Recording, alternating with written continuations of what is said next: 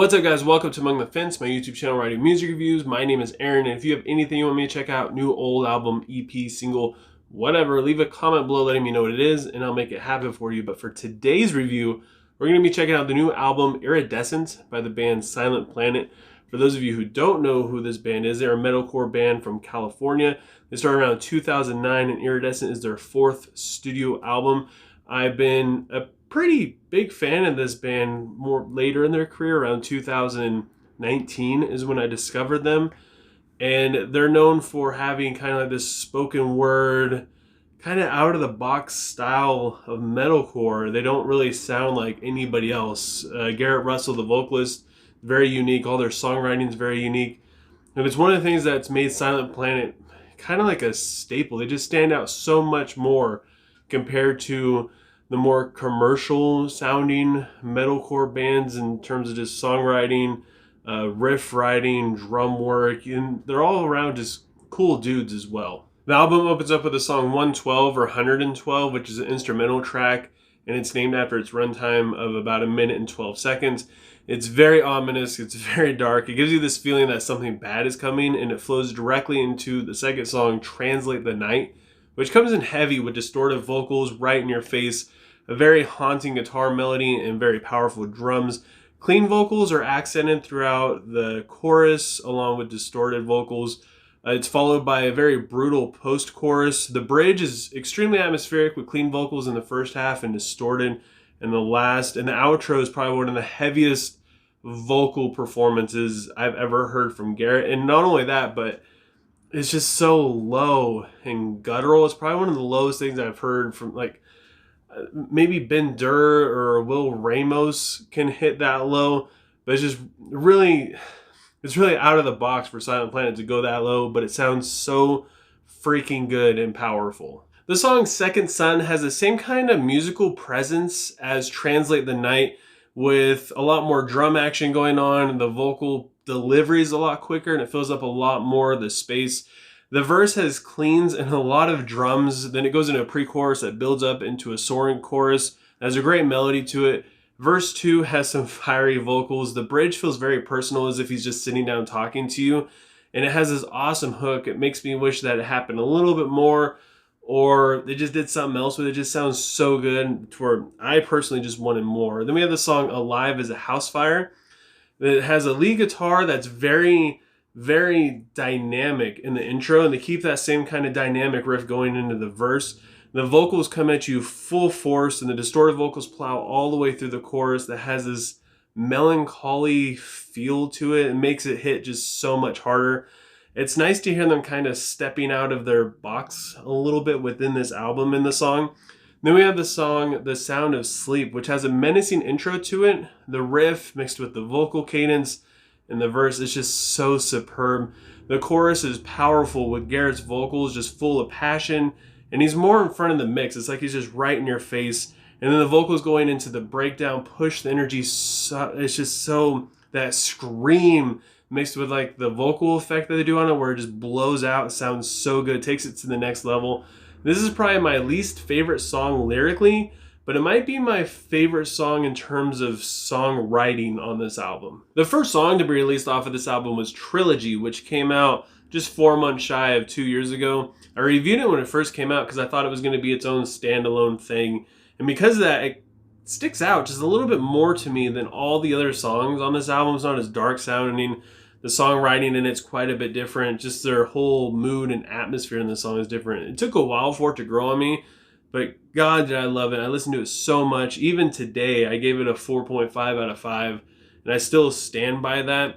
And then we have the song Panopticon, which is a tower that sits in like the middle of a prison or something along those lines, where it's open all the way around, so you could basically see all the inmates, and you can always keep eye, like a bird's eye view kind of thing. It has the same kind of sound and trilogy in the intro, and the vocals and the verse are very aggressive, and the lyrics are extremely metaphoric. This probably has maybe my favorite lyrics in the entire album. It's very drum heavy, as the guitar is mostly just doing chugging, and the riffs are not as prominent sounding. It does offer some melody in the chorus though, and the guitar and bass really shine a lot more going into verse 2 The hook is extremely catchy in the chorus, and it's sick, and it hits harder coming around the second time. And the outro and the breakdown, it's got to be one of the nastiest things on here. It's just absolutely insane. Terminal was another single to be released off of this. It has a very slow intro with a gentle synth beat and some vocal effects. A quick jam session breaks out to break up the mellow vibe. Then Mitchell, the guitar player, takes over with clean vocals in the verse. Garrett's performance and emotion is extremely beautiful and powerful going into the pre-chorus.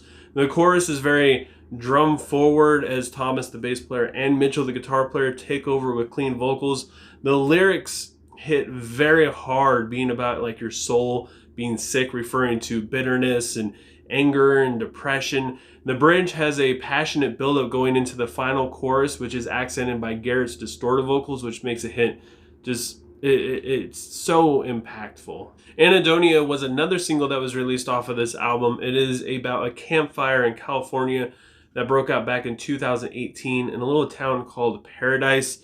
It was due to faulty power lines that were put up by the electrical company, and it ended up killing 85 people and burned over 1,000 homes. In fact, once it was all said and done, only a ninth of the residents returned back to their homes in their town. It was just it's almost completely abandoned at this point. It's very sad. They're trying to rebuild it, but they're having a hard time. And the lyrics look back at this event with a lot of frustration towards the negligence of this and a lot of just haunting memories of it. The verse has some of the best drum work on this album, and it has a very dynamic guitar riff as well. The chorus is gigantic, and it gives you a feel that like this whole band is singing along, like they're all sharing the weight of this emotion. The bridge is full of even more emotion, and the vocals and the musical cadence in it is just playing off of each other so perfectly.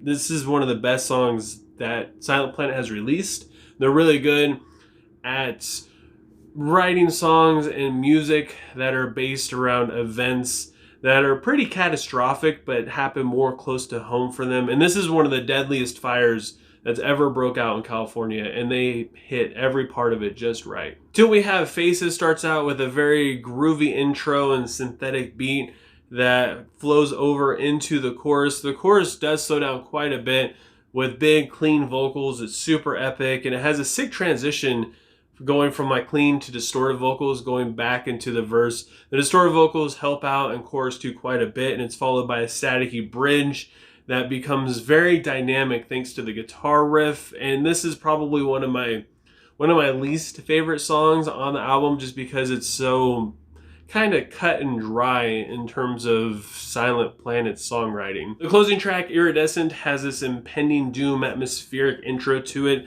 Then some spoken word distorted vocals come in, and it sounds fantastic. This is personally, to me, what makes Silent Planet stand out so much, and it's what I wanted more of. The main riff becomes so much more powerful due to this, just because there's such a giant contrast in the verse.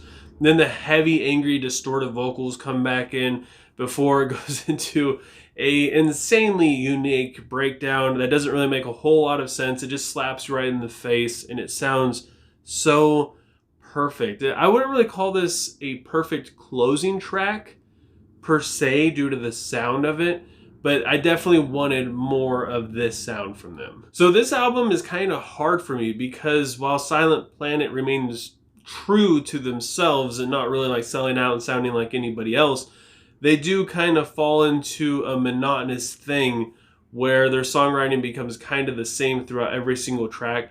But it's not so much. It's still kind of hard to predict all of these songs, but you kind of get the sense of it, and every song does kind of sound the same after a while, where you get these big soaring clean vocals that have 2 vocalists singing throughout it, so you get that same kind of echoey vocal effects going on, and then distorted vocals kind of pop up every once in a while here and there throughout the choruses, and it goes right back into distorted vocals again. The guitar riffs and the dynamics of it weren't really played up too much throughout this album like I'm used to from their past stuff. I'm used to Silent Planet having more of a progressive, just scattered, random sounding guitar riffs and drum work. And honestly, all their songs are just kind of don't really make a whole lot of sense when you listen to them. It's very unnerving, unsettling. It doesn't feel very comfortable listening to their music most of the time because of that. And like I said, that's kind of what I wanted. I wanted that spoken word thing. I wanted it to just sound weird. I wanted their songs to not make me feel comfortable, which a lot of these songs kind of did. I didn't feel out of place or awkward while listening to this album until closer to the end, I would say. But that's also not to say that this is a bad sounding album whatsoever. As far as metalcore goes, it's up there. It's super high. This is a fantastic sounding album. The production on it is beautiful. It needs to be raw when it's raw, and then wants to polish up a little bit. It definitely polishes itself up. It's not super compressed. There are a lot of dynamic parts to it. The vocals from Garrett are just off the wall. He does so much different stuff. He's insanely versatile. He goes super low. He's able to push his cleans. He just sounds so loud and powerful all the freaking time. And he sounds so good. And the lyrics in this album don't really hit as hard as some of the other stuff. I would say Garrett is more of a lyricist than anything else. He's very poetic, and I felt like that was kind of missing from this album as well. Wanted a little bit more of that too. My first experience with Silent Planet was live. I saw them open for August Burns Red back in 2019, and I had no idea what to expect. One of my friends told me that they're going to be sick and they're going to blow it out of the water. So I just went in there expecting that, and they absolutely did. Standing there waiting for him, Garrett comes running out and just starts screaming these vocals at you that are in kind of a weird time, strange cadence, very animated and theatrical. And I felt like this was missing some of that, mostly musically. I feel like the music is probably the downfall in terms of this album exploring their creativity a little bit more. A lot of Silent Planet stuff was very poetic and spoken word, and it played a lot off of Garrett's cadence in his vocals. I felt like he would come to them with a vocal performance and they would just rap music around it and go with that. And this time it felt like the opposite. It felt like they already had musical songs written, all the instrumentals were there, and then Garrett just kind of added his own thing to it, which again, it doesn't sound bad, but to me, it's, like I said, it's just what I wanted. All that to justify saying I got to give Iridescent by Silent Planet a 8.2 out of 10. And I know there's a lot of fans out there that don't like that aspect of Silent Planet. They hate the spoken word kind of weird cadence thing. So with that said, let me know what you think. Leave a comment below. Let me know what you thought of Iridescent. Let me know what your favorite parts and your favorite songs were and what you would rate it. And if you enjoyed this video, don't forget to give it a like. Leave a comment below letting me know what I should review next. If you want to help support me and my channel, please consider subscribing and ringing the bell icon. Doing any of those things helps me out tremendously, and I appreciate it more than you guys could ever imagine. Thank you so much for taking time out of your day to listen to me talk. And I hope you guys all have a good rest of your day or night, whenever you happen to be watching this, and I will talk to you guys next time.